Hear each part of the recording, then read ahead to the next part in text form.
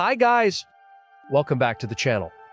Today we are going to learn about infant mortality rate all over the world from year 1948 to 2023.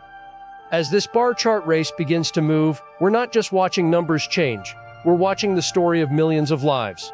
Infant mortality rate measures how many babies die before reaching their first birthday per 1,000 live births. Behind every bar is a country's healthcare system, economic conditions, access to clean water, nutrition, and medical technology.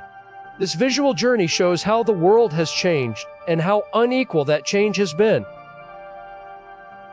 In the early decades shown here, infant mortality rates are shockingly high across much of the world.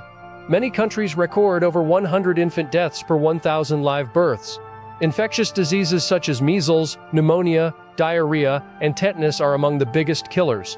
In many regions, hospitals are scarce, antibiotics are limited, and childbirth often happens without skilled medical assistance.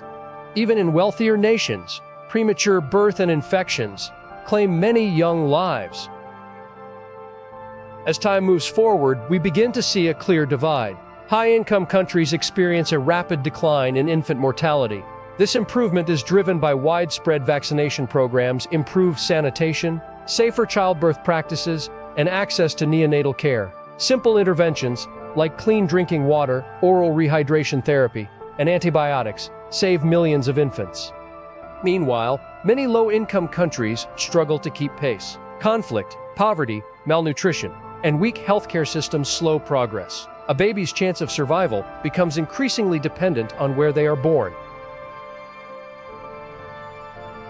One of the most powerful forces behind the global decline you see here is vaccination. Diseases that once killed millions of infants every year, such as polio, diphtheria, and measles, are dramatically reduced. Neonatal care improves, with incubators, oxygen support, and trained medical staff becoming more common in developed regions. By the late 20th century, some countries reduce infant mortality to single-digit numbers. This represents one of the greatest public health achievements in human history.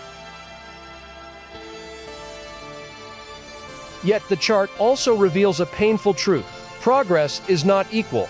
Several countries remain at the top of the chart with persistently high infant mortality rates. In these regions, babies are still most likely to die from preventable causes: birth complications, infections, malaria, and malnutrition. A striking fact. Today, an infant born in a high mortality country can be over 10 times more likely to die before age 1 than a baby born in a wealthy nation. This gap reflects differences in healthcare access, maternal education, and national investment in child health.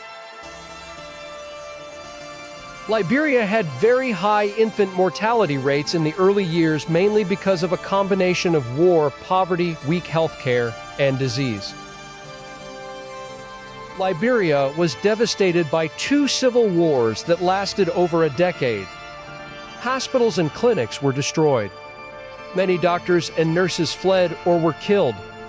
Pregnant women often had no skilled birth attendants. Babies were born in unsafe conditions. Sierra Leone also faced one of the highest infant mortality rates in the world in the early years due to a mix of war, extreme poverty, disease, and a very weak health system. With malnutrition, malaria, low vaccination coverage, and unsafe births, many infants died from preventable causes. Somalia then had very high rates in this case because of state collapse, conflict, extreme poverty, disease, and the absence of a functioning healthcare system. Somalia experienced a total breakdown of government authority. No national healthcare system, no stable public hospitals, no coordinated vaccination programs, and little regulation or funding for maternal care. As we approach modern years, the overall global trend is downward. More countries join international health initiatives, maternal health care improves, fertility rates decline, and awareness of prenatal nutrition grows.